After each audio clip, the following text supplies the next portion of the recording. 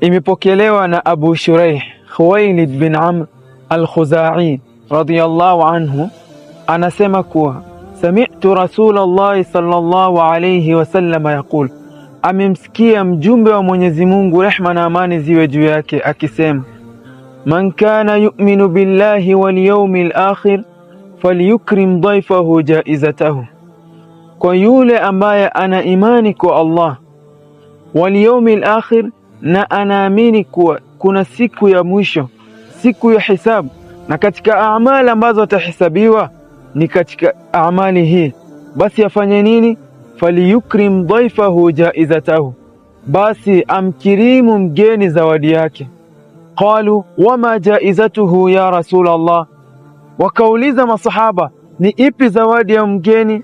Akasema yaumuhu wa lailatuhu, ni usiku yake na mchana yake. Akaendelea kusema wadhiyafatu thalathatu ayyam, na mgeni ni siku 3. Fama kana waraa dhalika fahuwa sadaqatun alayhi, na itakapokuwa ziada ya siku ya 3, yani siku ya 4 kuendelea, itakuwa ni sadaqa kwa huyu mwenye kumkirimu mgeni.